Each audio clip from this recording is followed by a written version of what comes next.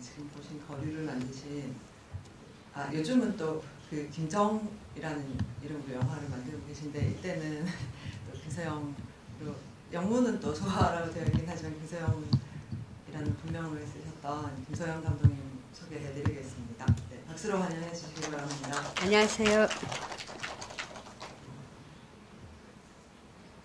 네, 제가 지난주에 EIDF 국제 다큐멘터리 영화제에 그 감독님의 신작인 그 휴먼엑스 식당 안산 타슈켄트 맞죠? 제목 그걸 보러 갔었는데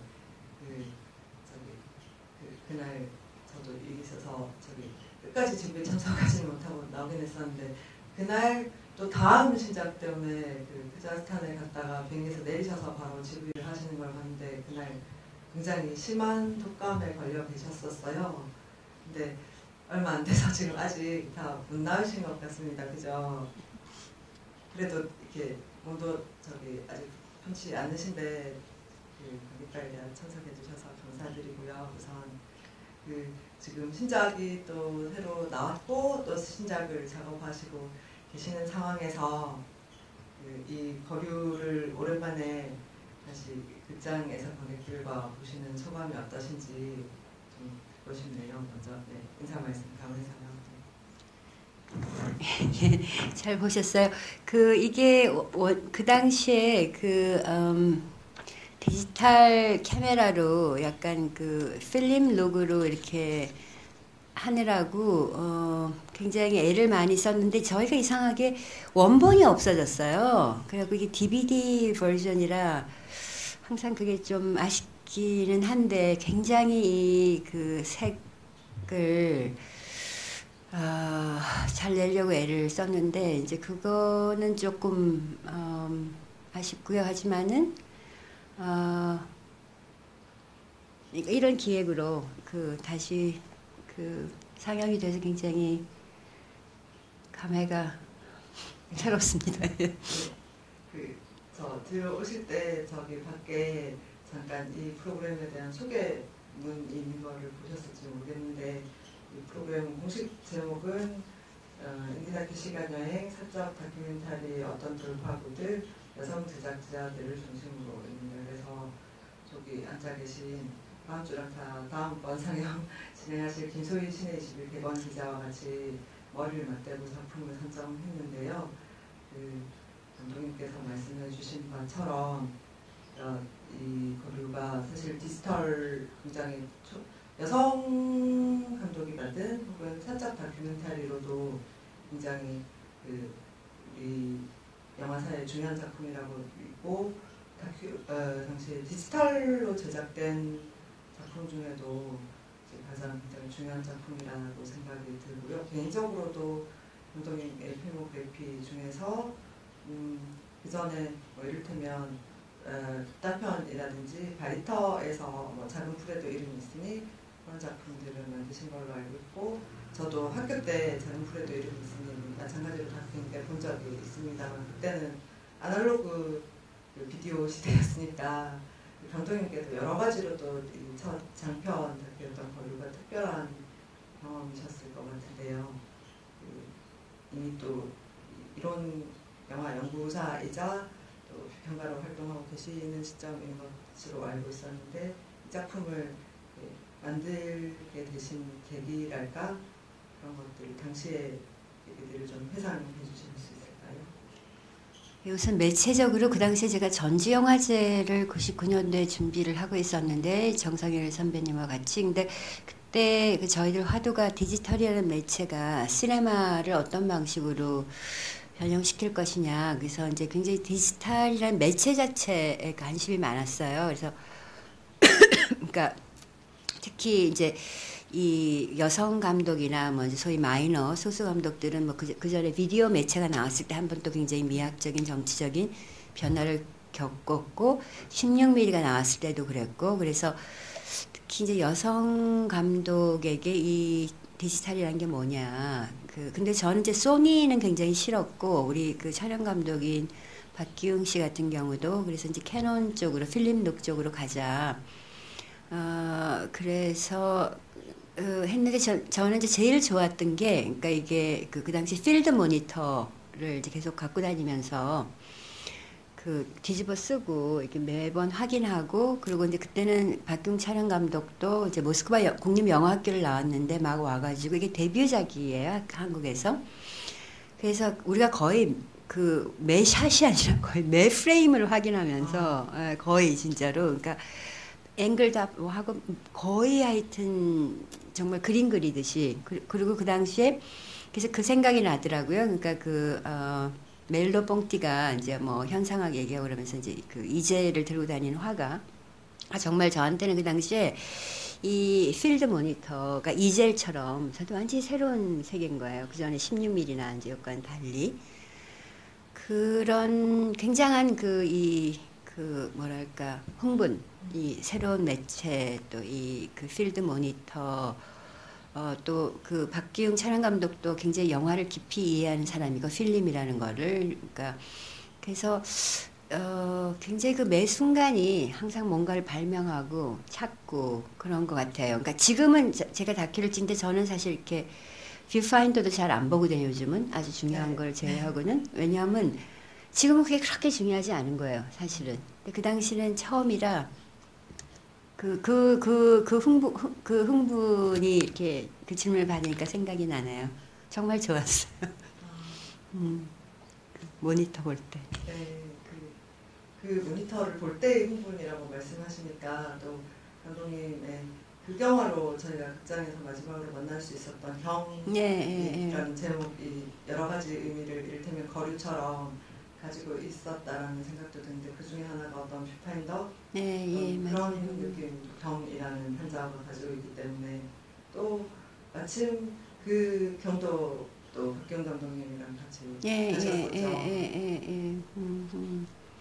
뭔가 그렇죠. 순한 단절되지 않는 이어지는 인연과 역사들 영화 속에서의 그런 것도 좀 생각이 들고요. 그렇죠. 그래서 이제 그러네요. 거리에서 시작해서 경이 이렇게 한 사이클로 끝난 것 같아요. 그래서 지금은 저한테 그런 미학이나 이런 게 특별히 중요하지는 않고, 그러니까 오히려 촬영 감독을 이렇게 그냥 촬영 감독의 선택을 그냥 많이 믿고 따라가는 편이고.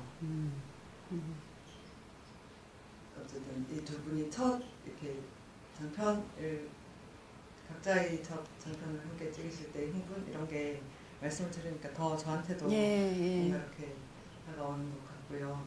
근데 또 한편으로는 이게 오늘 저희가 사적 다큐멘터리 중에서 여성 제작자들의 작품들을 공주로 이 프로그램을 구성했다고 소개를 해드렸듯이 사실은 처음 이 작품을 생각하실 때 좀 쑥스러우셨을지도 모르겠다는 생각도 약간 들어요. 왜냐하면 나중에는 이제 다른 여성들, 다른 분들, 친족이 아닌 인연들로 확장이 되지만 처음에는 그 감독님 자신의 이야기, 감독님 할머님의 이야기, 또 이제 시작되고 본인 직접 피사체가 되어서 출연하기도 하시고 또 그 저희가 또 잘 아는 그 작고하신 지 이렇게 얼마 안 되는 굉장히 그 훌륭하신 이제 학자셨던 그 아버님, 그 김영규 선생님도 출연을 하시는데 그런 본인이 출연을 직접 해야 되겠다 이렇게 내 얘기를 먼저 해야 되겠다 또 혹은 그 아버님 출연해 주세요라고 제안을 하실 때 어렵거나 뭔가 마음에 걸리는 부분이나 그 어떤 본인의 이야기를 작품에 담을 때 그 뭔가 걸리는 부분이 없으셨나요? 아니면 혹은 꼭 그런 부분 아니라도 그런 부분을 표현하는 부분에 있어서의 고민이랄까? 그러니까 제가 이걸 그러니까 이렇게 내 얘기라고 생각은 별로 안 했던 것 같아요. 아니고 굉장히 확장적인 어떤 확장적인 그러니까 뭐 그런 거. 그러니까 이게 미라기보다는 그러니까 어떤 굉장히 확장적인 어떤 그런 걸로 생각해서 그런 쑥스러움은 없었던 것 같고. 그리고 아버지랑 저랑 그때만 해도 별로 친한 사이가 아니에요. 그래가지고 그냥 아버지도 그러니까 그 점은 굉장히 훌륭하신데 딸한테 얘기하는데도 이렇게 존댓말로 하시잖아요. 그러니까 그런 점 그런 관계였어요, 사실은. 평소에는 존댓말을 안 하시지만 뭐 특별히 친한 관계가 아니었기 때문에 나중에 이제 좀 친해졌죠. 그래서 그냥 그리고 업문 제문이라는 굉장히 다큐멘터리적인 그런 게 있었고 그러니까 이 다큐를 얘기할 때 사람들이 두 가지 얘기를 해요. 자기 얘기를 좀 더 하지 그랬느냐 하는 거 하나 더 하고 또 하나는 업문 제문만 다루지 그랬느냐. 그러니까 이렇게 제가 이렇게 약간 그 축적하면서 이렇게 방사형으로 가는 이야기 구조를 계속 만들어서 거기에 이제 핵으로 내가 있는 것이 아니라 나와 유사한 어떤 이야기 구조가 있었던 것 같아요. 예, 질문을 참 좋게 잘 하셔서 제가 이렇게 그 생각했던 거 못했던 걸 같이 얘기하게 되는 것 같아요. 예, 예. 그래서 저도 감독님이 이렇게 확장이라는 키워드를 말씀해 주시니까 저도 이게 확장되는 나라는 개인의 삶을 매개로 해서 타자의 삶 혹은 역사 그 전체로 확장되는 게 이 영화의 굉장히 마지막에 신기한 부분이다. 이렇게 저절로 이게 되는구나 그런 생각이 들었었거든요. 그래서 다들 비슷한 느낌을 이제 저도 받았고 의도하셨구나 그런 생각이 들어서 약간 안도가 되기도 하고요. 그런데 또 제가 예전에 얼잭슨 선생님이 예전에 같이 지금도 동료 연구자이시지만 한국 고려대학교랑 한예종에서 수업을 하셨던 얼잭슨 선생님께서 이 영화에 대해서 쓰신 거를 언뜻 제가 봤었는데 제 기억에는 또 업문제문 얘기를 하시니까 이 영화는 제문이자 해석이자 또 총매인데 그게 다 그 셋이 다 역사에서 만난다 그런 거를 쓰셨던 거를 본 기억이 나거든요. 우선 그 코멘트에 대해서는 어떻게 생각하세요? 훌륭한 코멘트시라고 생각해요. 그러니까 굉장히 굉장히 분석적이면서 항상 이렇게 시적으로 딱 압축적으로 얘기를 하시기 때문에 제가 부탁했던 건 아니고요. 선생님이 자발적으로 이렇게 예 그런 식으로 하면 좋을 것 같아요. 그러니까 저는 사실 이제 우리가 여성 감독 뭐 이렇게 제가 제일 싫어하는 감독이 가와세 나옴이거든요. 사실은 저도 특히 가와세 나옴이 다큐가 싫습니다. 예, 영화는 괜찮은데 예. 그래서 그러니까 너무 이렇게 자기 자신의 굉장히 나르시시즘에 이렇게 나르시시즘이 이제 거울을 만들어낼 수도 있는데 그런 방식은 굉장히 싫어하는 것 같아요. 그 인간도 싫어하고 그래서 그때는 가와세 나옴이 그 다큐를 이렇게 적극적으로 싫어하고 이런 건 아니고 그냥 그런데 지금 우리가 이제 여성 다큐가 좀 이렇게 많이 축적이 됐잖아요. 근데 거기서 이렇게 돌아보면 좀 더 싫은 것 같아요. 예. 저도 평소에 저는 만약에 가와세 나옴이 다큐 팬들이 계시다면 굉장히 죄송한데요. 사람마다 생각이 다를 수 있으니까 때로는 친구들한테 가와세 나옴의 다큐멘터리 그런 부분이 너무 싫다고 제가 막 그런 적이 있었는데 좀 다 생각하는 게 비슷한 어떤 지점이 공유할 수 있는 제가 싫어했던 이유도 그런 거였기 때문에 또 마침 발견을 하게 돼서 솔직히 좀 기쁘고요. 근데 이제 또 반면에 제가 이제 여성 다큐멘터리사에서 굉장히 좋아하는 영화들이 있는데 이를테면 샨탈 코만의 다큐멘터리를 굉장히 저 개인적으로 좋아하는데 얼잭슨 선생님이 말씀하신 어떤 총매라는 것에서 제가 거리를 봤을 때는 샨탈 코만의 영화 어떤 장면들을 봤던 느낌을 다시 살려준 총매 같은 구실을 저한테는 감각이라든가 제 그때의 어떤 생각이라든가 그런 것들을 다시 되살려주는 총매 같은 역할을 거리가 저한테는 했거든요. 그래서 이를테면 옛날에 서당에서 글 제일 잘하셨다는 할머니 만나고 나서 문을 빠져나와서 이동 카메라가 뒷걸음쳐 갈 때 그 할머니 제문 읽으시고 나서 그때는 제문의 내용을 제가 다 이해를 하지는 못했지만 이를테면 혹시 안 보신 관객들이 있다면 죄송한데 제가 생각했던 샨탈 코만의 그 장면에서의 다큐멘터리의 느낌은 남쪽의 마지막 장면이랑 굉장히 유사하다고 생각했거든요. 안 보신 분들을 위해서 말씀드리면 미국 남부에서 흑인들이 이제 농차별 당하고 때로는 살상 당하기도 하고 그런 것들을 다 미국에서 지켜보고 난 샨탈 코만의 카메라가 이렇게 하염없이 마치 저 장면처럼 이렇게 뒤로 이렇게 자동차 트래킹이 되는 장면이었는데 그게 제 생각에는 장면이 비슷하다고 해서 저한테 다시 그 느낌을 촉발시키지는 않는 것 같거든요. 단순히 마찬가지로 그 남쪽 마지막 장면에 쌓여있던 어떤 역사 그런 것에 대한 제가 샹트라 커먼의 슬픔 그런 것들을 제가 만났던 게 꼭 슬픔이라고 부정할 수는 없겠지만 뭐 여러 가지가 있을 수 있겠지만 그 할머니의 재문 내용과 그 어떤 그분들의 역사 그 앞에 얘기되었던 어떤 또 그 강당 뭐 그런 역사 이런 것들 다 한꺼번에 생각하게 되면서 그 어떤 역사에 대한 생각이라든가 제 감각 이런 것들을 다시 살릴 수도 있었고 또 그 우리 영화 만드는 이현정 씨인가요? 이현정 씨가 그 어머니가 외할머니한테 편지 받았던 장면 얘기할 때 이렇게 가는 이 밤 장면에서는 또 그 한국에서는 뭐 국경의 저쪽 반대쪽 혹은 다른 쪽에서 뭐 이렇게 소개되기도 했던 샹트라 커먼 다큐멘터리에서 이 멕시코와 미국 국경지대를 통과해서 불법 이민을 가려고 하다가 살해되기도 하고 그런 이제 사람들의 얘기를 다룰 때 그 다큐멘터리의 마지막에서 이제 하염없이 밤을 가다가 뭔가 그렇게 탈출하려고 했던 어떤 이민 여성의 삶 그런 것들 감독이 하던 나레이션 그게 이현정 씨의 목소리에서 느껴졌었거든요. 근데 한편으로는 그 외할머니의 편지라는 게 그 전에 제문하고도 연결되는 것 같기도 하고 그 어떤 역사에 대한 생각, 감각 그런 것들을 다시 저한테 촉매를 일으켰던 것 같아요.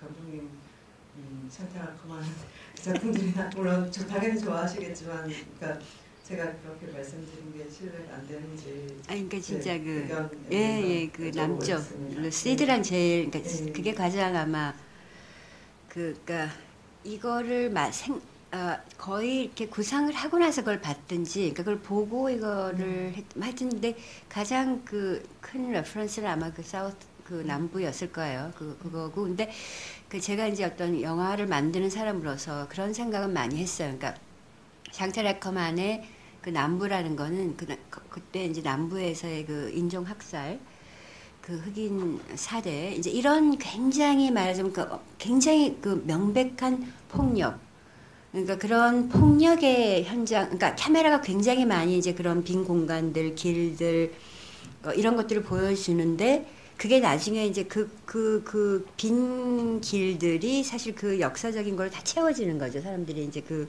폭력의 역사를 거기.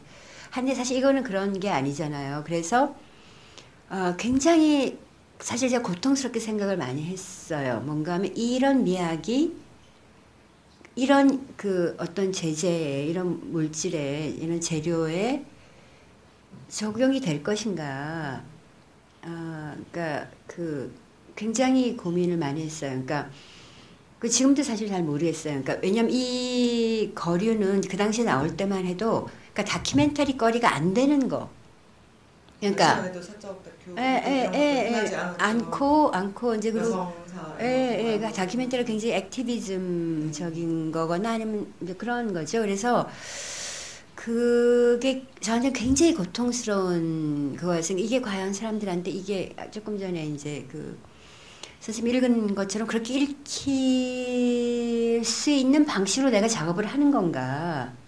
근데 이제 그거를 근데 사실은 그게 이렇게 영화 작업을 하게 되면, 그러니까 저한테는 제일 중요한 게 어떤 그 장소에 딱 갔을 때 그 장소가 얘기해주는 어떤 그 카메라 웍이 있어요. 그러니까, 그래서 그 할머니 댁이 이제 그걸 만들어 온 거죠. 네. 만들어 왔는데, 그래서 사후적으로 오히려 이게 말씀하신 것처럼, 그러니까 사우스랑 제일 비슷한 것 같은데, 내가 본 것 중에서 이게 과연 이 작동을 할 것인가. 그리고 굉장히 몇 년 동안 굉장히 제가 고통스럽게 생각을 한 것 같아요. 그러니까 그러니까 굉장히 강력한 폭력.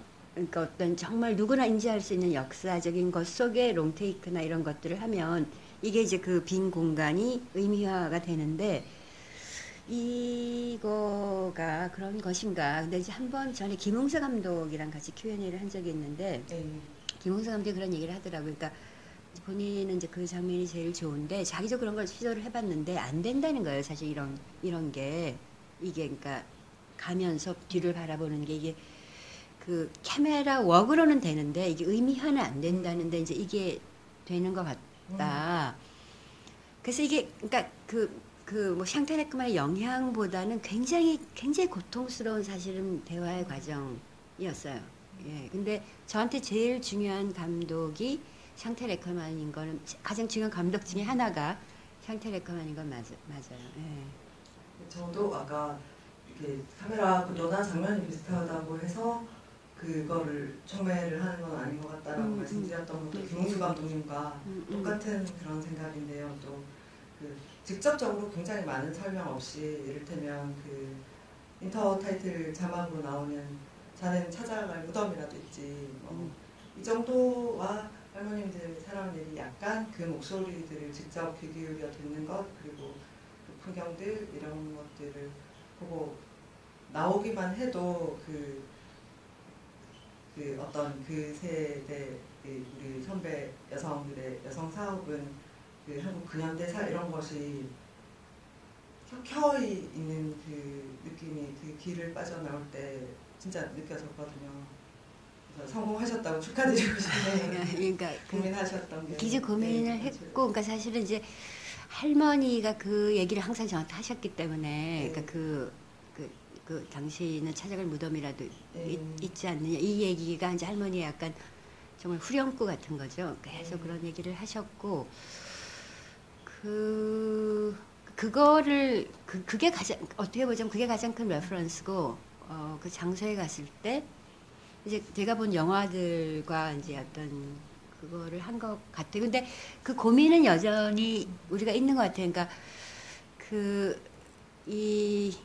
그러니까 아주 강력한 역사적 제재가 아닐 때, 그러니까 여성사는 대부분 그렇잖아요. 이제 마이크로하고 일상적이었기 때문에 그것과 맞는 어떤 미학을 만들 것이냐, 그거는 사실 아직도 굉장히 모든 사람들한테 고민일 것 같아요. 예. 그러니까 굉장히 인터내셔널한 샹탈레커만이 이제 그런 방식으로 미국 남부에 들어가서 빈 길을 롱테이크를 보여주고 그다음에 다시 그거를 역사로 코딩하는 작업하고, 이 영화의 그 영문 제목이 남쪽 여자거든요. 그러니까 이제 사실은 그 제목도 그 남쪽하고 약간 반향이 있는데, 이제 제가 사실 남쪽 사람이기도 하고, 그래서 계속 우리가 그 고민을 그러니까 저는 요즘 롱테이크나 이런 것에 대해서 굉장히 이제 트래블링 샷 이런 고민을 많이 하는데, 그게 이제 어떤 굉장히 이 예술 영화 뭐 이런 어떤 실험 다큐의 시그니처가 되어 왔는데, 요즘 사실 제가 그거를 어떤 방식으로 좀 해체를 해야 할까, 혹은 뭐 대체를 해야 될까, 그 고민을 굉장히 많이 하거든요. 사실 좀 롱테이크가 싫어요, 요즘은. 트래블링 샷도 좀 싫고. 근데 이제 예, 그래서 저번에 알렉스 식당도 보면 많이 뺐잖아요, 오히려. 굉장히 많이 찍었는데 풍경. 그래서 이게 아직 같이 고민을 나눠야 될 부분인 것 같아요. 그러니까 이런 전 개인적으로는 뭐 롱테이크라고 뭐 무조건 좋거나 무조건 싫지는 않았는데 개인적으로는 최근에 본 가장 좋았던 영화는 그 롱테이크 나온 건 찰미냥 떠돌이개였거든요. 개인적으로는. 그래서 무조건 아직도 막 싫고 그렇지는 않고, 그래서 여전히 이제 흥미롭게 이런 대비들이 보여지는데, 그 제목이 그 남쪽 여자가 영문 제목이라고 하시니까 이제 궁금해지는 것도 있는데, 그 전에 먼저 할머니 얘기가 나왔으니만큼 그렇게 남의 글을 다 써주셨는데 평생 자기에 대해서 한 편의 글도 남기시지 않은, 할머니를 대신에 쓰여지지 않은 일기를 감독님이 쓰셨잖아요. 이 검은 바탕에 흰 글씨로. 그것도 그러면 그 어떤 그런 아까 방금 얘기하셨던 미학적인 고민의 연장선상에 있는 시도들이겠죠. 그 쓰여지지 않은 일기에 대해서 먼저 여쭤볼까요? 그거는 사실 미학적인 고민은 별로 안 하고 그냥 가장 단순하게 미니멀하게 하고 싶었던 것 같아요. 그러니까 약간 그러니까 그 당시 신혜연 PD가 이제 했었는데 약간 뭐 디자인을 할까요라는 얘기도 했던 것 같아요. 고문서 뭐 이런 식으로 해가지고 근데 그냥 가장 미니멀하게 하는 거고 신혜연 PD 스타일 자체가 뭘 간섭하고 이러는 스타일이 아니고 그래서 예. 그렇다면 그때 처음 영화의 초반부에 나오는 할머니들은 이제 내려가서 사시고 또 구청 찾아가시고 하면서 이제 만나게 되었던 네, 예, 주제 예. 과정에서 만나게 되었던 분들이실 것 같은데 이제 그 다음에 젊은 세대들을 더 좀 인연이 특이할 것 같아요. 그래서 예, 이를테면 먼저 왕홍연 씨 화교신 그분도 그러시고 흑백다방의 그 두 자매들 그 마지막에 등장하는 이제 아까 언급되었던 영화 그 청년이 아니라 그 영화를 공부하는 이제 그 가장 젊은 여성은 감독님 제자이신 것 같고 제자는 아니에요. 제자는 같이 영화 작업을 하신 걸로 어쨌든 예. 나오니까 좀 인연이 풀어지는데 그 전에 왕홍영 씨 그리고 흑백다방의 유명한 유승아 자매 그분들을 어떻게 만나게 되셨는지 그 확장 자아로부터 타자로의 확장 이런 인연이 어떻게 시작됐는지 좀 소개해 주실까요?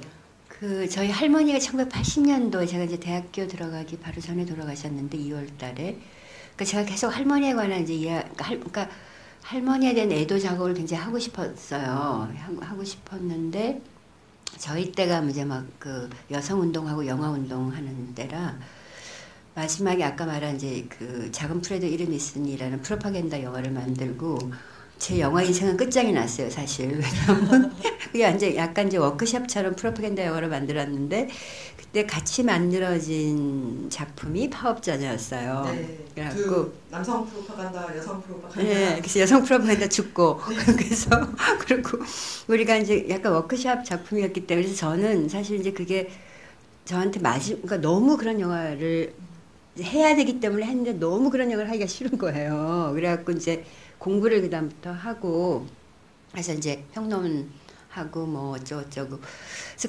굉장히 절실하게 영화 현장으로 돌아가고 싶고 할머니에 관한 이야기를 하고 싶고 이제 계속 그 생각을 하고 있는 거예요.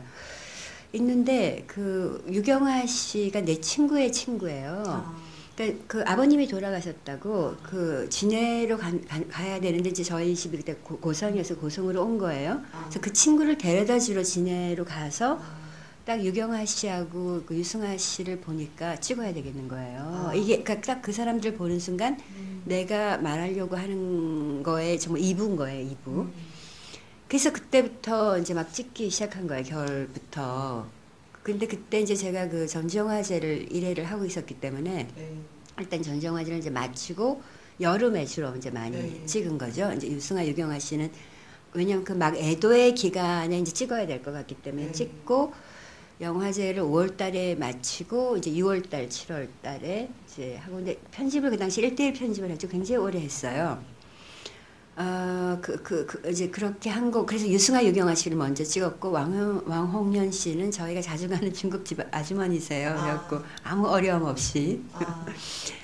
예, 찍었고, 이현정 씨하고 인연이 굉장히 특별했는데, 이현정 씨가 지금 내가 편집하고, 그런 친구예요. 그래갖고, 그 친구가, 네, 그래갖고, 그 친구가, 그러니까 지금으로 따지면은, 이제 그 로드 스칼라인 거죠.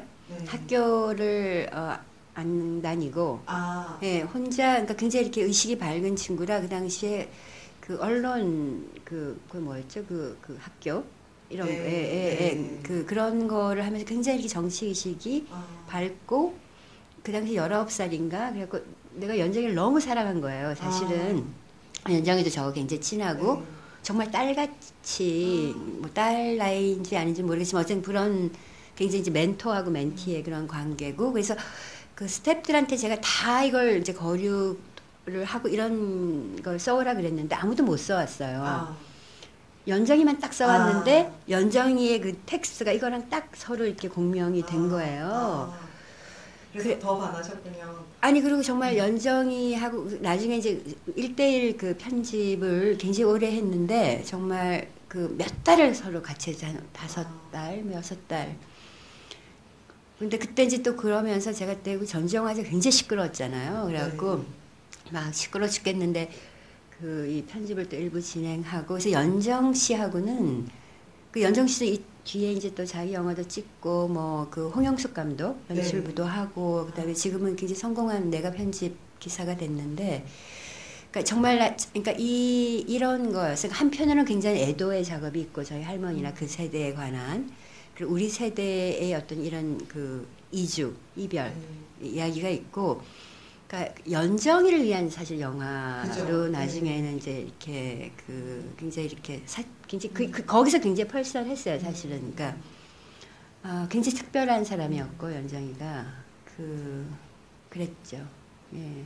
그래서 그 거의 그 영화가 종료가 가까워질 즈음에 그 엄마가 나는 어쩌면 뭐 가까운 미래에 헤어질지도 모르겠다 그런 내레이션을 할 때 반대로 저는 그 이현정을 위해서 가까운 미래에 그 업문 제문 속에 나왔던 할머님들부터 이렇게 다 돌아와서 가까운 미래에 같이 만나고 싶다는 영화가 아닐까 그런 느낌이 들기도 했어요. 네, 그러니까 네. 연정 씨하고 저하고 굉장히 가깝고 이런 게 굉장히 이 영화의 형식이나 마지막 이런 것들을 그 굉장히 결정해서 그 과정이 굉장히 특별한 만남이었던 것 같아요.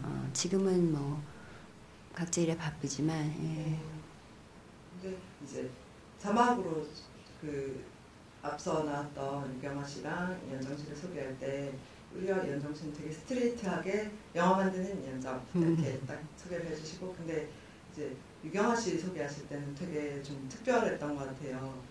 유경아의 창 이렇게 좀 시적이기도 하고 그 만나러 가는 길처럼 진해 벚꽃길이 막 나오고 음악도 그 니나 신문이었나요?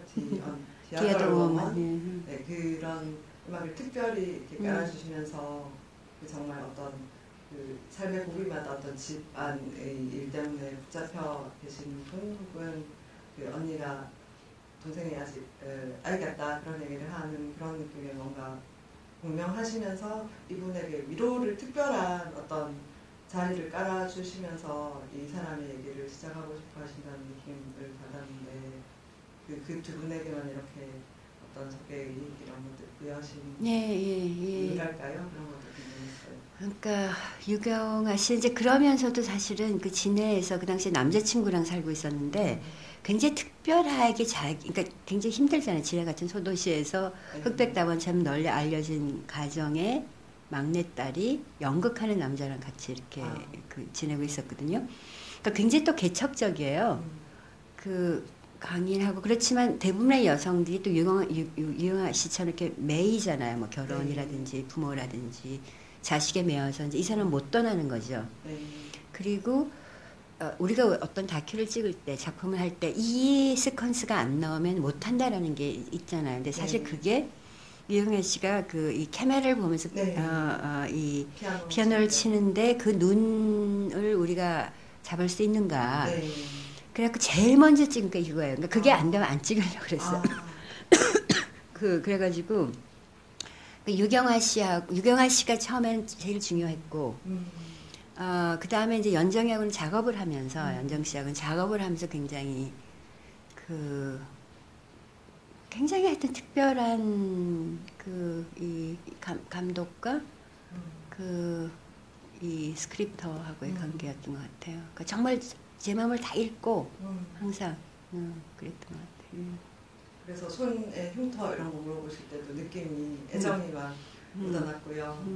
그 유경아 씨 그 피아노 치는 장면도 저한테 굉장히 이렇게 저를 뭐랄까 많이 만졌달까 그런 장면인데 그 눈을 정면으로 카메라를 바라보면서 그 베토벤 소나타인가요? 극찬 연장인가 그걸 치는데 그 앞서서 홍영 씨나 언니 그 유승아 씨 장면들하고도 또 이렇게 대비돼서 세 사람의 어떤 그 인터뷰들이 다 그 피아노 장면 때문에 생각이 났는데 저는 이제 어떻게 보였냐면 오히려 처음에 나오시는 왕년 씨는 화교라고 하시면서도 중국어로 말씀하실 때는 카메라도 좀 더 왕년 씨로부터 거리가 있었고 뭔가 제가 중국어를 잘 모르겠는데 뭔가 떠듬떠듬 하시는 것 같고 아무래도 한국에 사시니까 그렇겠지만 근데 이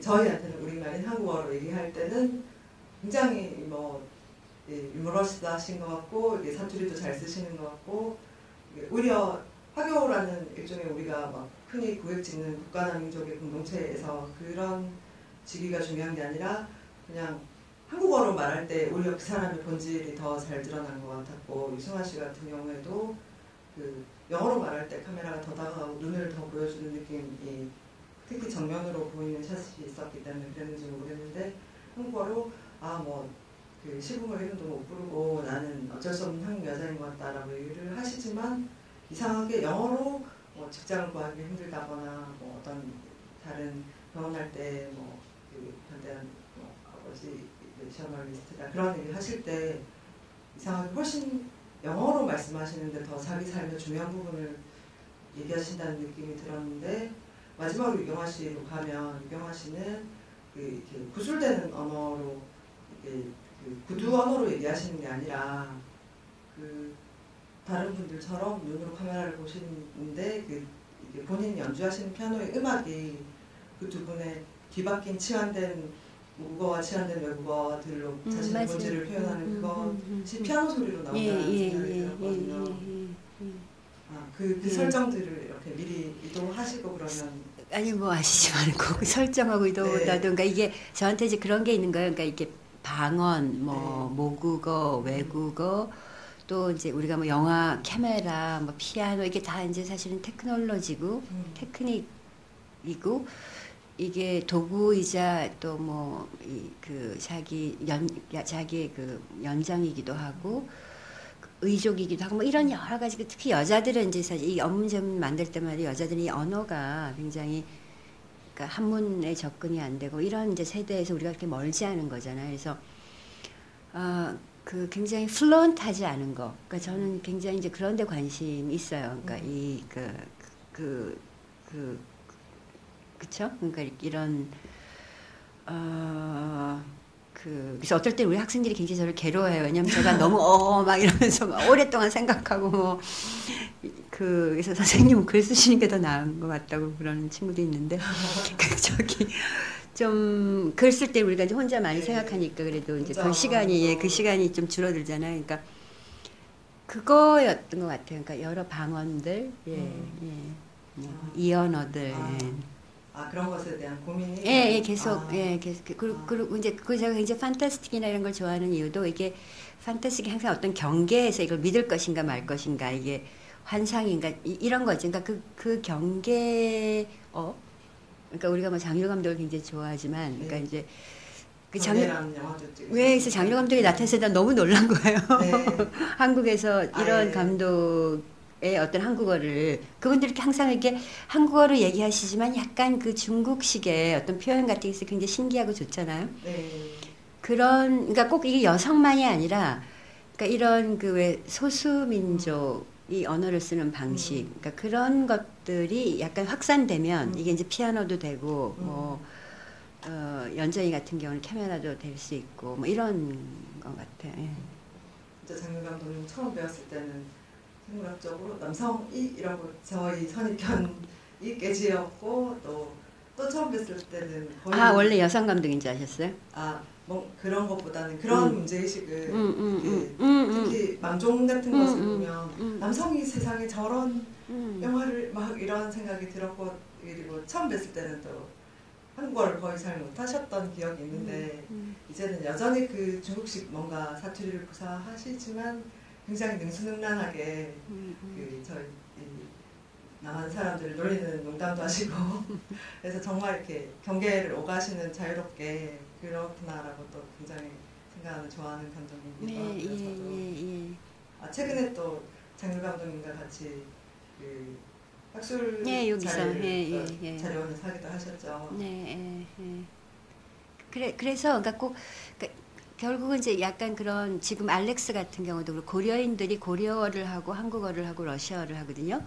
그러니까 그 그 제가 굉장히 그런데 이제 이렇게 매혹되는 것 같아요. 그러니까 그런 굉장히 이게 그 플런트하는 번역의 과정들, 그게 이제 문화 뭐 번역이기도 하고 사람들 관계도 하고, 그러니까 어떻게 보자면 제가 여러 문제들 중에서 그러니까 고려인들을 계속 이렇게 굉장히 제가 그 좋아하는 작업하는 걸 좋아하는 이유가 그러니까 러시아는 제가 모르잖아요. 그러니까 네. 그 모르는 언어 속에 있다가 갑자기 그러니까 한국말로 번역되고 이분들이 가끔 고려도 해요. 고려도 하고, 그러니까 그게 너무 좋고 이렇게 틀어놓고 제가 계속 듣고 있어요. 예, 그러니까 이게 꼭 여성의 언어만이 아니라 여성의 언어를 포함하는 그렇죠? 네. 이 언어들인 것 같아요. 예, 예. 그래서 저도 여담이지만 김말렉스 식당을 갔을 때 그 김말렉스 씨 부인, 네, 스베타 씨. 네, 예. 스베타 씨 어떤 이런저런 말들에 너무 매혹돼서 예. 정말 아름다운 여성이다라고 생각했더니 짧게 이혼했다는 얘기가 나오셔서 조금 뭐랄까 이렇게 복잡한 미묘한 생각이 들기도 했는데 정말 멋지시더라고요. 예. 정말 반할만 예, 했어요. 예. 언어도 그렇고. 예. 그러니까 스베타 씨 언어도 그렇고 알렉스 씨 언어도 네. 그렇고 또 할머니들 가서 이렇게 보면 네. 정말 세 개 언어가 왔다 갔다 하는 거예요. 한국어, 고려, 러시아어. 그러니까 그런 작업 환경을 굉장히 제가 좋아하는 것 같아요. 이렇게 번역이 잘 안 되는데 이해하겠고 뭐 이런 거. 예, 죄송합니다. 너무 이렇게. 안 보신 분들이 아직 따끈따끈한 신작이가 많을 것 같아서 언제 또 그러면 김알렉스의 식당 볼 기회가 있을까요? 소개해 주실 수 있을까요? 다음 주 목요일 날 저녁 8시에 DMZ 국제 다큐멘터리 예, 거기 국내 경선이에요. 예. 그 국내 경선에 사람들이 많이 오는 게 좀 도움이 되나요? 제가 혹시 관객 인기상 이런 게 있다면 도움이 되지 않을까요? 네. 거기에서 꼭 한 번 상영을 했는데요. 예, DMZ에서 2번 정도. 예. 그리고 EBS에서 방영은 안 했어요. 예. 방영 안 했군요. 그러면 다시 보기는 못하겠군요. 네. DMZ 가서 저기 보시기를 권하고요. 저는 그 작품의 설치 버전을 미술관에서 봤었는데 그때랑 주인공이 어떤 중심도 좀 바뀌긴 있었고 약간 굉장히 비교하는 재미도 흥미로웠지만 어쨌든 지금 이 버전 자체로도 굉장히 재밌었기 때문에 DMZ에서도 똑같은 약 60분 버전을 예. 하고 지금 이제 디렉터스 컷을 하고 있는데 그게 완전히 지금 뇌를 완전히 거의 데미지 하는 지금 작업인 것 같아요. 이게 버전이 달라지면서 와. 네. 정말 같은 영화를 2번 만든다는 게 다른 영화를 2번 만드는 것보다 편집한다는 게 더 그런 거 힘들 수도 있어요. 예. 굉장히 하여튼 혹독한 지금 이 뇌하고의 싸움인 것 같아요. 제가 뭐 궁금한 거를 이것저것 여쭤보다 보니 꼭 제가 감독님께 저희 취향을 고백하고 뭔가 인정받는 그런 제가 만담을 막 했던 것 같고요. 저는 오늘 궁금했던 게 대략 좀 풀렸던 것 같습니다. 그래서 객석에도 마이크가 준비되어 있으니까 보시고 궁금하셨던 점 질문도 좋고 혹은 꼭 질문이 아니라도 같이 영화를 보고 나누고 싶은 느낌, 감상들 이런 것들 말씀해 주시면 감사하겠습니다. 네, 맨날 와주시니까 참 감사한데요. 보시다시피 감독님께서 오늘 건강이 안 좋으신 만큼 짧게 할 수 있는 결례되지 않는 선에서 질문 부탁드립니다. 다른 관객분들은 결례가 될 수 있는 역시나 그러실 건가요? 일단은 첫 번째 감독님이 되게 감사하게 생각하는 게 경남 고성이 나왔지 않습니까? 예. 근데 제가 고향이 경남 고성이고. 무슨 어디세요? 고성? 고성읍입니다. 그래도. 완전 초동은 아니거든요. 예, 은민이시군요. 저는 리민이었는데 이열규 교수님 제 중학교 때 또 교과서에 나오지 않습니까? 그때 또 그렇게 해가지고 매우 하여튼 되게 고향도 못 가는데 되게 고향의 모습을 봐가지고 참 김소영 감독님에게 하여튼 이제 되게 그 마음으로 감사드립니다. 예, 그런데 그 뭐냐면은 이제 영화에서도 나왔다시피 할머니께서 좀 그 기차 타고 가자가 막 그렇게 있지 않습니까? 그런데 고성채 지방 사람들은 기차역이 없기 때문에 기차에 관한 추억은 사실 없거든 보니까. 그리고 사실 좀 언론에서 잘못된 게 뭐냐면 충무김밥이 좀 영화에서도 나왔다시피 무슨 몇 사람들이 뭐 빨리 뭐 부둣가에 와가지고 먹는 음식이라는데 제가 그 충무김밥에 대해서 다큐를 찍다가 좀 지금 실패했지만은 사실 아무 근거 없는 소리를 보니까 그 배에 비해서 그러니까 사람들이 꾸며내기로 충무김밥이 유래가 뭐냐 그냥 아무 때나 만드는 이렇게 성공했다 이렇게 하면은 이제 재미없을까 봐서 마대로 찍어낸 거거든요 보니까. 그런데 할머니께서 왜 그런 이야기를 하셨을까 있지도 않은 기차하고 또 죄송한 말이지만 제 봉황에 어릴 때 자주 가는데 봉황의 인터뷰에서는 아주 좀 고상하게 나오지만 제가 그 죄송하지만 아주머니하고 아저씨를 좀 약간 제 개인적인 느낌을 아는데 저 다큐에서 나오는 저런 말을 좀 할 뻔은 좀 아니라고 생각하는 보니까. 예, 그래가지고 좀 이제 첫 번째 질문은 뭐냐면은 있지도 않은 사실 그리고 다큐에서 보는 이렇게 멋지고 고상한 말이 과연 실질적 진실에 가까울까? 다큐가 어쩌면 이런 화면을 봐가지고 이 관객들을 속이고 있는 게 아닐까? 좀 그런 생각이 드는데 그게 되게 어떻게 생각하고 두 번째는 좀 진짜 좀 신뢰되는 질문인지 몰라도 그 질문도 지금 하나가 아니었는데요. 아 그렇습니까? 죄송합니다.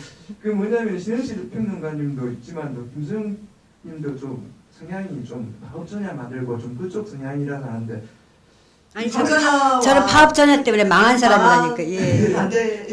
죄송합니다. 그게 뭐냐면 그 이회사에서 다큐멘터리를 하는데 이스라엘이 무슨 뭐 그 남의 나라를 가자지구를 침략해가지고 왜 이스라엘 그 뭐 다큐를 틀냐고 막 하여튼 그때 무슨 뭐 반대 운동이 일어나는데 제가 가장 싫어하는 게 순수해야 될 문화 영화판에서 정치적 이념이나 이런 걸 막 끌어들여가지고 어떻게 하든 몸집을 내고 이런 걸 제가 되게 경건하고 있거든 보니까. 아니 영화는 영화가 주가 돼야지 왜 쓸데없는 정치나 이념판을 끌어들였냐. 그래서 개인적으로 좀 김수영 감독님은 그런 걸 어떻게 생각하는지 좀 죄송합니다. 예, 제가 궁금했던 게 또 말이 많아졌네요 보니까. 예. 아니 독감이 좀 심해지는 것 같아요. 네, 저는 개인적으로 보통 흔히들 다큐멘터리가 사실을 있는 그대로 담는 뭐 장르 이런 식으로 소개하시는 경우들이 있던데 개인적으로 저는 다큐멘터리가 그렇지 않다라고 생각하고요. 뭐 실제 하는 진실 과연 그런 게 있을까? 만약에 그런 게 있다 해도 인간이 알 수 있을까? 약간 불가지론에 가까운 입장인데요. 우선 뭐 쉬운 뭐 기차에 대해서 할머니가 없는 곳에 기차를 타고 가자고 하셨던 부분 정말 흥미로운 것 같아요. 그 부분에 대해서 말씀해 주실 수 있을까요? 그러니까 할머니가 제가 질문을 듣고 추론을 해보니까 그러니까 저한테는 사실 그게 이렇게 막 중요하지 않으니까 할머니가 없는 거를 얘기를 하신 것도 있고 실제로 너무나 강력하게 있는 건데 전혀 얘기를 안 하신 거. 당신 그 여동생이 이렇게 살해된 거 이런 거 전혀 얘기를 안 하셨거든요.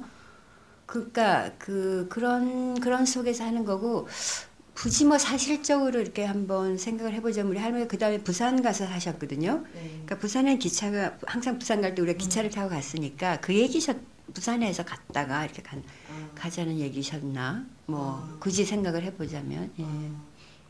충무김밥에 대해서 언급하. 그건 할머니가 늘 얘기를 하셨어요. 왜냐 할머니 그래가지고 그 호루렉이라고 이렇게 묻혀가지고 이렇게 하는데 실제로 충무에서는 호루렉이 많이 나니까 통영에서는 그거는 뭐 할머니가 경험하신 것 같아요. 예. 네, 이게 말씀하신 유래 뭐 얘기도 이해가 되는데 할머니는 서원들이 급하게 먹는 음식이다 이렇게 말씀하신 건 아니니까요. 배에서 많이 먹는 음식이다라고 하셨고 실제로 부두이기 때문에 배를 타고 많은 분들이 이동하던 시대였기 때문에 뭐 배에서 먹을 수 있는 그 향토 음식 그런 일일 수 있을 것 같아요. 그래서 너무 이렇게 고민하지 않으셔도 될 것 같다는 생각이 저는 들고요. 네. 혹시 다른 분이 질문하시면 안 될까요? 네. 네. 마이크 드릴까요? 예, 아주 영화 잘 봤고요. 한꺼번에 여러 가지 사람들이 나와가지고 약간 좀 의문 든 게 이게 등장하신 분들이 많은데요. 그러니까 일관되게 무슨 스토리가 진행되는 게 아니라 각각 뭐라고 해야 되지? 그 에피소드별로 그걸 뭐라고 갑자기 생각이 안 나는데요. 네, 옴니버스 형식으로 나오는데 이게 처음부터 옴니버스 형식으로 만드시려고 온 건지 아니면은 무슨 여기 조금씩 단편씩 조금씩 만들어가지고 뭔가 큰 주제를 나타내려고 하신 건지 좀 알고 싶고요. 예, 그것만 하겠습니다. 그러니까 제가 이게 제 그 앞으로 장점이 될지 단점이 될지 모르겠는데요. 이게 완전히 다중 인물들이 나오는 거 지금 그래서 지금 그 알렉스의 식당 이후에 이 지금 감독판도 지금 너무 다중 인물이어가지고 거의 편집하는데 그리고 다중 인물일 뿐만 아니라 완전히 이거는 뭐 중앙아시아 키르기스탄 우즈벡 카자흐스탄, 안산 뭐 해가지고 이게 지금 고민이 굉장히 되는데, 그러니까 기본적으로 제가 이런 생각을 하고 있는 것 같아요. 그러니까 약간 그 왜 우리가 성자라고 하는 거, 배열, 배치라고 하는 거, 그 컨스텔레이션의 방식으로 이야기를 꾸미려고 하는 것 같아요. 그러니까 그 왜 우리가 이렇게 그 별자리가 이렇게 있으면 사실 그게 뭐 이게 곰처럼 생기서가 아니라 얘를 곰이라고도 하고 얘를 또 뭐 북두칠성이라고도 하고 이런 컨스텔레이션이 있잖아요. 이게 그러니까 뭐 우주의 지문이기도 하고 그게 저한테 있는 것 같아요. 그러니까 그거를 그래서 굉장히 이게 그러니까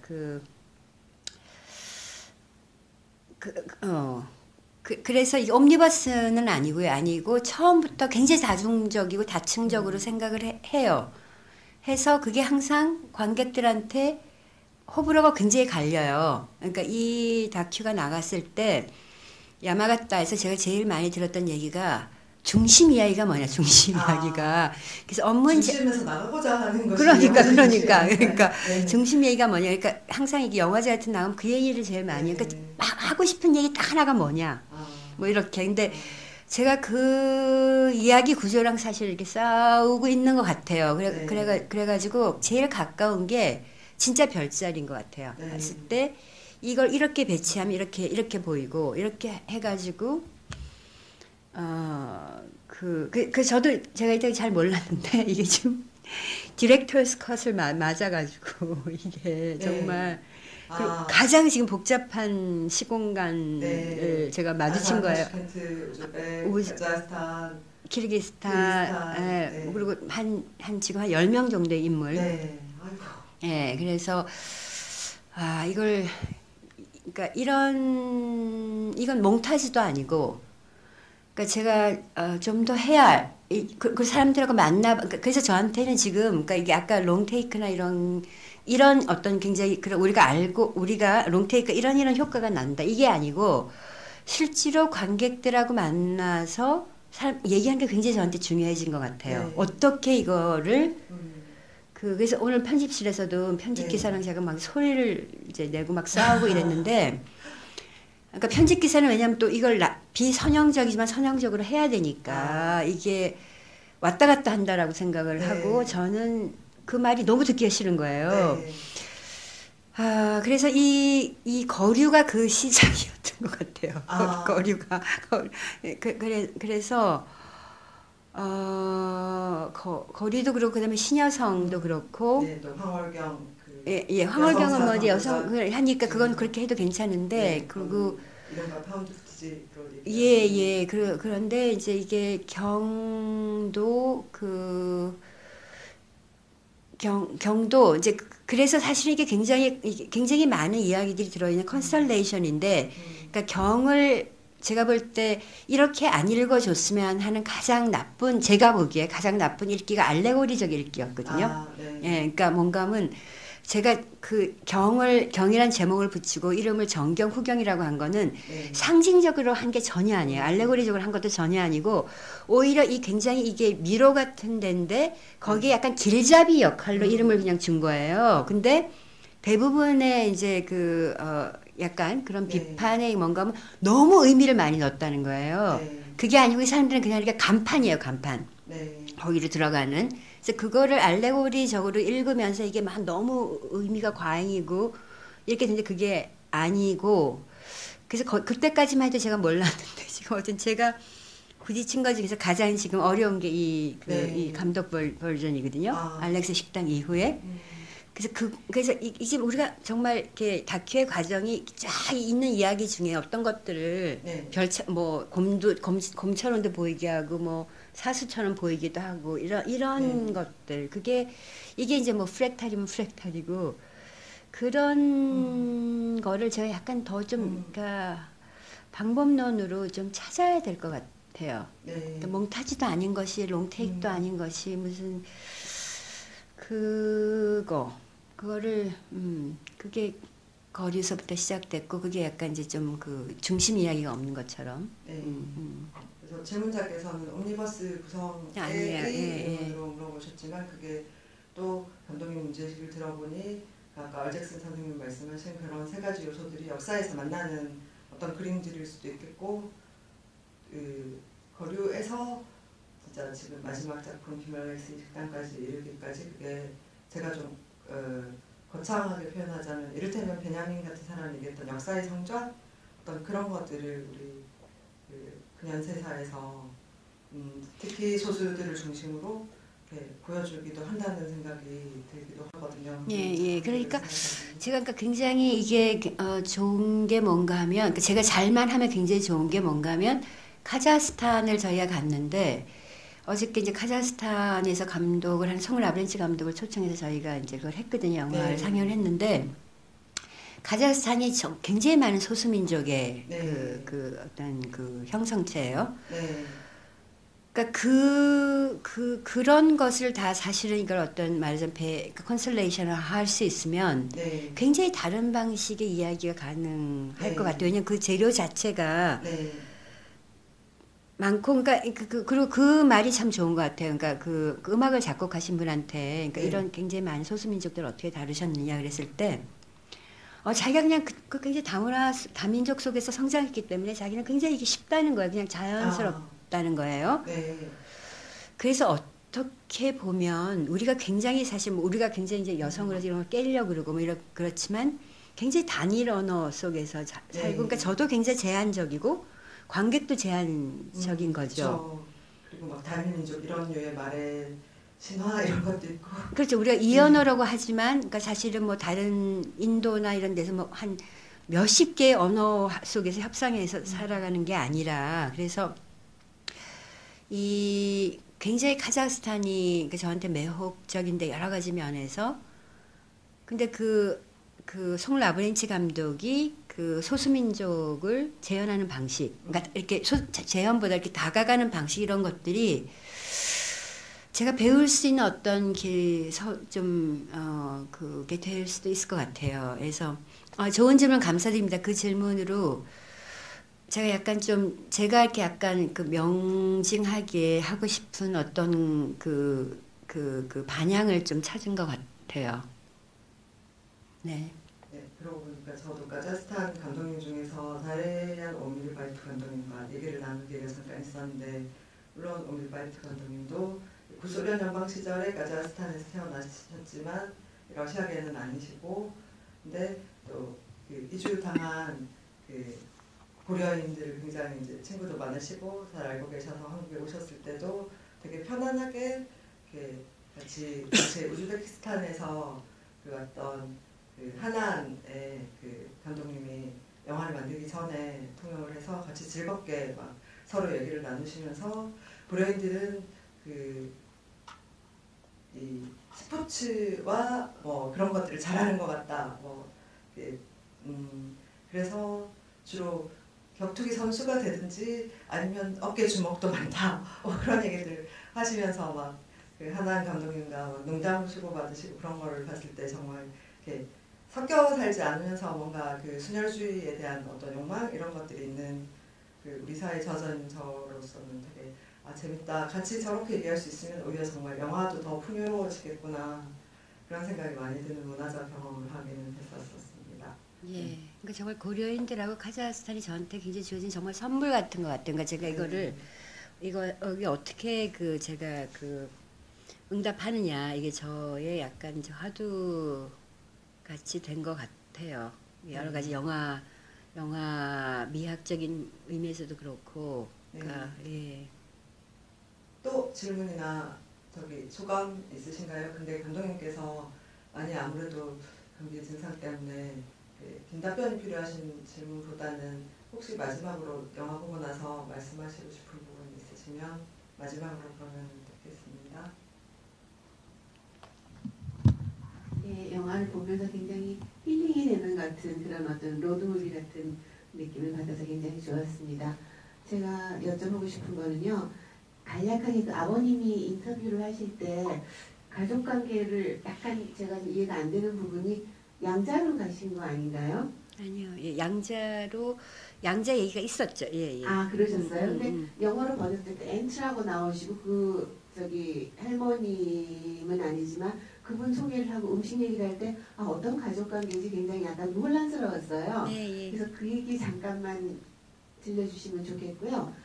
또 한 가지는 그런 어떤 자기 자신을 테마로 한 가족관계를 이렇게 커밍아웃 한다는 게 참 쉽지가 않잖아요. 누구나 어떤 가족사에 뭐 여러 가지 영화 소재가 되는 다큐 소재가 되는 거는 다 어떤 가정이나 다 있지만 그거를 설득을 해서 이렇게 하기는 참 쉽지 않은데 그런 걸 어떻게 좀 끌어내느냐가 감독의 소질인 것 같아요. 그래서 어떤 분은 가족사를 다룬 다큐를 찍었을 때 저건 좀 아니지 영화를 위해서 저렇게 약간 연출한 거가 아닌가 이런 느낌이 나는 다큐도 있는데 오늘 그 감독님이 지휘하시는 감독님은 어떻게 주의를 설득을 해서 끌어내신 건지 좀 궁금합니다.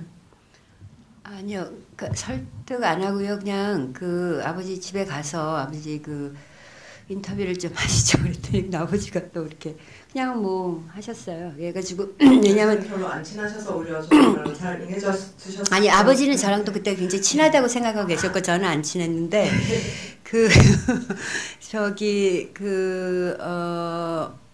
예, 그래서 저는 왜냐면 그때가 이게 90년 말이잖아요. 그래서 우리 집이 이제 연자제에 걸려 있다는 게 굉장히 집안의 수치였는데 그때는 또 이제 사실 그게 다 이렇게 카밍 아웃하는 시대였잖아요. 지금은 아니지만 그래서 아버지도 얘기를 하시고 싶어요. 감독님을 모시고 저는 굉장히 나름 즐겁게 대화를 했는데 아마 여러분들도 그러셨을 거라 믿고 굉장히 오랜만에 거리를 극장에서 만날 수 있었던 귀한 기회였던 것 같습니다. 와주신 관객 여러분 감사드리고요. 다음 추석 직후인 9월 11일 목요일 오후 7시에는 김희진 감독님의 2001년작 주마등이 상영됩니다. 또 찾아주시고요. 마지막으로 감독님께서 못다 하신 말씀 또 인사 말씀 겸해서 관객들에게 극장을 나서기 전에 한 번 더 해주고 싶으신 말씀 이런 것들 청해서 들어보도록 하겠습니다. 예, 제가 거류를 만들고 나서 사실 오해도 굉장히 많이 받았어요. 왜냐하면 그 당시에는 이주라든지 이런 뭐 그런 거류가 이주의 뜻이 있잖아요. 그런 게 외국에서는 뭐 이주 이민 걸 굉장히 많이 다루는데 그 국내에서는 사실 이제 이런 다큐멘터리 형식도 많이 없었고 그랬기 때문에 그 제가 문제를 만드는 것처럼 약간 이제 공부를 하는 여자가 뭐 이주의 문제를 이게 내부 이주의 문제잖아요. 그래서 오해를 많이 했어요. 약간 그러니까 좀 그랬는데 14년이 지난 거죠. 14년이 지나서 이 영화의 굉장히 정확한 레퍼런스 그 샹탈 에커만의 루시드 그거를 얘기하는 평론가를 만나서 굉장히 기쁘고요. 완벽하게 이해된 느낌이 있고 제가 드리고 싶은 얘기는 여기 혹시 이제 감독 지망생이나 그런 게 있으면 한 14년 정도 기다리시면 여러분들이 읽어주는 평론가를 만날 테니까 이제 좌절하지 마시고 저 말고도 굉장히 많은 분들이 제 주변에는 정말 남쪽 생각난다 그런 얘기 많이 같이 나눴던 것 같은데요, 제 주변에. 우리 때는 그 루시드를 본 사람 자체가 많지 않기 때문에 예. 왜냐면 제가 여성 영화제를 만들었잖아요. 그러니까 그 당시에는 그런 영화를 이제 공유하고 이러기 위해서 이제 한 거고. 그래서 굉장히 사실은 외로운 작업이었던 것 같아요. 계속 지금까지는 모르겠고 그리고 굉장히 오해를 많이 받고, 그러니까 영화를 만들지 않아도 될 사람이 영화를 만드는 것 같은, 왜 영화를 만드는지 모르겠다 뭐 이런 것들이 은연중에 굉장히 있어요. 그래서 그게 좀 어려운 게 있어요. 왜냐하면 굉장히 영화를 절실하게 만들어야 돼서 만드는데 약간 취미처럼 생각하려고 하는 그런 게 있어서 사실 그리고 제가 이렇게 약간 좀 엄살이 없어요. 그러니까 막 굉장히 힘들어도 힘들다고 잘 안 하고 이제 이렇게 하는데 사실 좀 제가 좀 힘들다는 얘기를 해야 될 것 같더라고요. 굉장히 영화 만들고 힘들고 그래서 어쨌든 드리고 싶은 말씀은 그러니까 언젠가는 뭐 한 14년, 15년 후에 또 여러분들을 이해하는 평론가나 관객이 있을 테니까 혹시 여기 젊은 여성 감독이 있으면 기다리면서 네. 계속 만드세요. 오해를 받더라도. 네, 서영 혹은 샹타라 커먼 같은 여성 감독들 혹은 장유일 감독 같은 남성 감독들 다 같이 이렇게 기다려보도록 하겠습니다. 그럼 함께 참석해주신 여러분 정말 감사드리고요. 곧 또 뵙도록 하겠습니다. 네, 특별히 편찮으신데도 굉장히 진솔하고 꽉 짜인 시간을 만들어주신 김소영 감독님께 다시 한번 박수로 환영해 주시고요. 잘 보내주시고 빨리 나으시라고 이제 외롭지 마시라고 박수를 크게 쳐주시면 좋겠습니다. 네. 감사합니다.